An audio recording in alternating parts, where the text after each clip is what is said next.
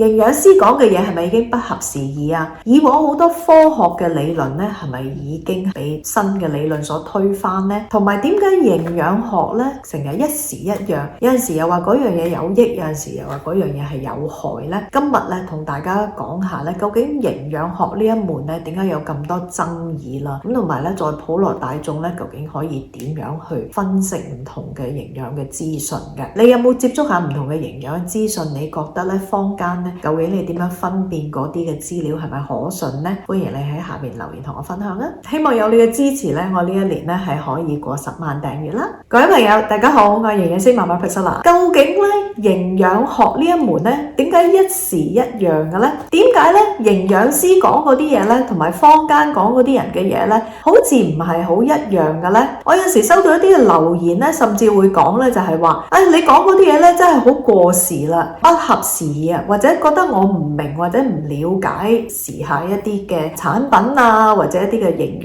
概念。咁今日咧，好想同大家分享下咧，究竟營養學咧呢一門咧，點解係有咁多爭議嘅咧？咁究竟普羅大眾咧，應該咧點樣係睇唔同嘅食物咧，或者點樣食法啦？因為有咁多唔同嘅聲音，4個原因啦。點解營養學呢一門咧有咁多爭議，同埋點樣可以咧有一個批判性嘅思維咧去睇一啲唔同嘅營養嘅資訊嘅？由我當年讀大學開始咧，其實咧我哋咧都有一科咧係必修嘅，就係 Nutrition Controversies， 一個營養嘅爭議啊。咁應該點樣去分析唔同嘅資料嘅？咁我記得我有一個功課咧，都特別係咧揾一個好多爭議嘅一個營養嘅題目，咁之後咧我去做一啲嘅研究嘅分析，講翻一個我認為達到嘅一個嘅結論嘅。咁其實有陣時有啲嘢咧就係舊嘅嘢咧就未必一定係唔啱嘅。最好嘅一啲嘅知識咧就係建基於一啲嘅舊嘅知識，之後我哋不停咁樣去更新我哋嘅資料，之後作出一個調整啦。咁嗰個嘅資訊咧可能咧會係最有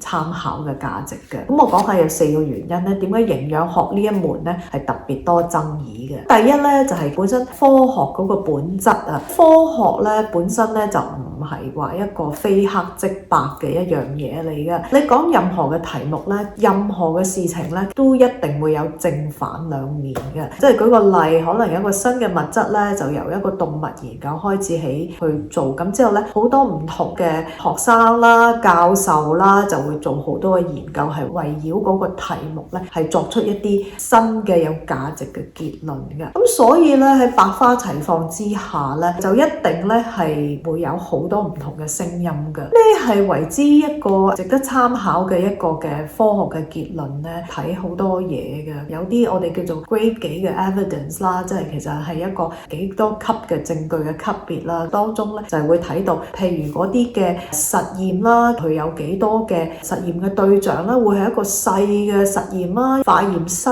嘅一個實驗咧，定係一個已經去發展到係一個大型嘅人類嘅實驗咧。咁至於嗰啲人類嘅實驗係咪有一啲嘅我哋叫做隨機啊、抽樣 randomized control trials 啊，係咪 double blind 同埋雙盲啊？呢啲咧通通咧都係會影響嗰個研究嗰個結論咧，係咪值得參考嘅？研究咗好多年嘅一啲嘅題目啦，經過好多年咧，好多人研究嘅時候咧，大家先至係有一個嘅大概嘅。好似簡單舉個例子，譬如好似咖啡喎，以往咧就會覺得係增加心血管病嗰個風險啊，但係原來咧而家係有預防嘅作用嘅喎。所以一個好嘅生活上或者飲食上面嘅建議咧，我就覺得舊嘅咧有陣時有好多人咧會覺得舊嘅嘢一定唔好。科學嚟講咧，你將舊嘅知識係作出新嘅資料去慢慢去調整，係作為有啲新嘅結論咧，嗰個可能係最具參考價值嘅一個科學結論咯。咁就唔係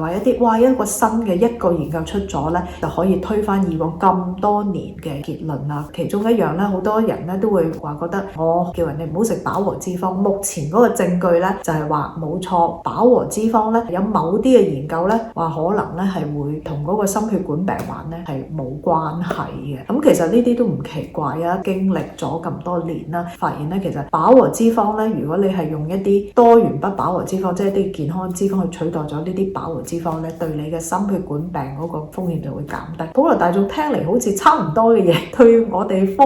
學嘅角度嚟講咧，人哋係用咗好多年去研究嗰個嘅論點嘅，即係我哋咧要尊重翻，其實科學本身咧係有陣時會有啲矛盾嘅嘢會出現，但係咧普遍嚟講，好多專家咧都會傾向係話我同意嗰樣嘢，咁可能係有啲比較係一級嘅證據級別嘅論據啦，咁呢啲咧其實都會係俾一啲專業嘅團體啊，例如一啲心臟協會啊、糖尿病協會啊，其實比較認同嘅嗰啲都會有種參考嘅價值咯。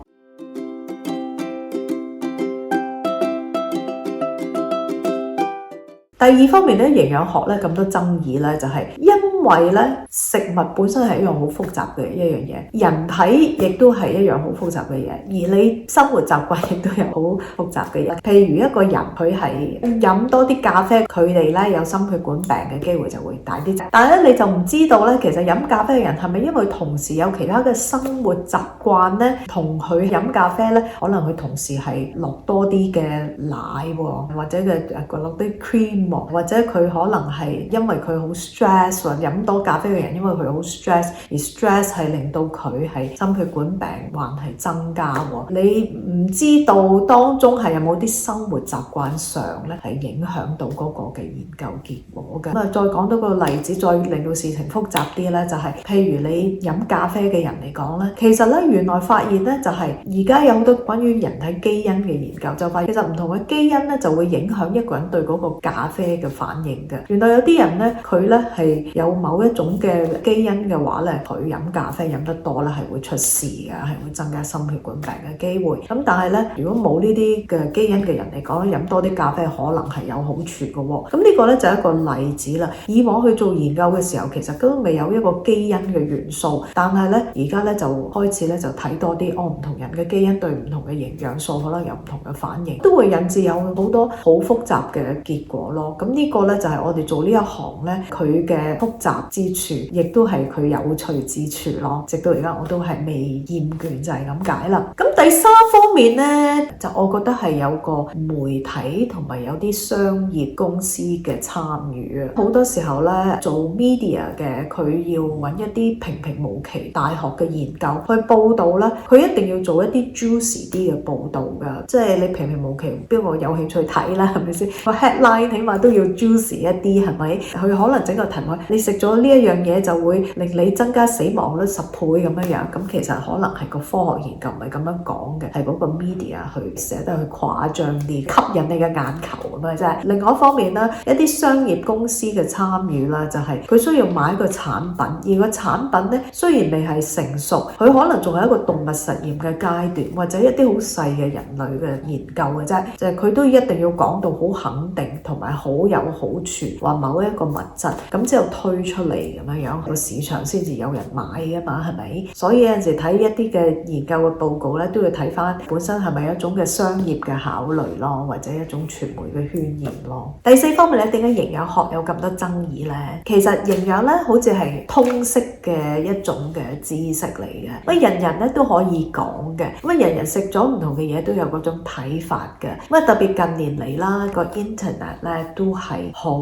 多唔同嘅資訊啦，咁唔同嘅人士，咁佢有冇一種科學嘅訓練都可以去講佢嘅睇法啦。有陣時咧，有啲嘢咧就未必話好準確嘅。咁啊，我唔覺得話營養學咧，營養師係可以 own 咗呢一樣嘢，即係可以擁有話啊，淨係我係專家，其實冇可能啦。好多科學家講營養學咧係非常之深入同埋非常之準確嘅，營養師咧亦都唔係話一定係識晒啦。咁不過咧，註冊營養師有個優勢咧，就係臨床上面咧，佢的而且確係要經過好多嘅訓練，通過一個考試先可以得到個註冊啦。所以佢會有一個全人嘅考慮啦，佢會考慮到嗰個人嘅健康嘅狀況啦、藥物啦，而唔係話隨口噏咯。同埋講嘢咧，註冊營養師一定會保守一啲嘅，係會考慮到唔同嘅因素，咁就包括一個你嘅生活嘅質素啊，你嘅飲食嘅質素啊，你嘅個人人喜好啊，同埋注冊營養師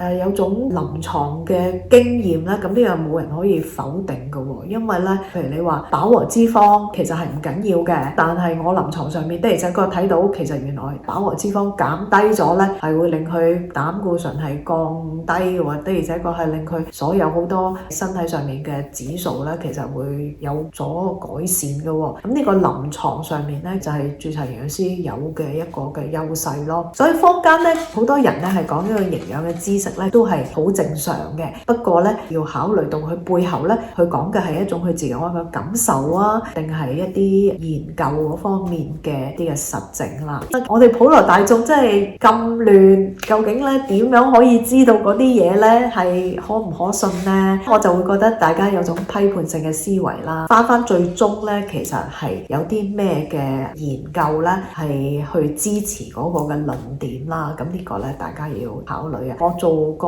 頻道咧，我都係要揾一啲嘅實證咧去支持我嘅論點啦，咁就唔係話我講好多我嘅感受，我覺得嗰樣嘢係有用冇用啦。當然臨床上分享一種嘅體驗，亦都係一個嘅有參考價值嘅。今日嘅分享就到呢一度。如果你想下載一啲嘅健康餐單嘅話咧，歡迎你去下邊說明文嘅連結嗰度下載啊！多謝大家收睇，拜拜。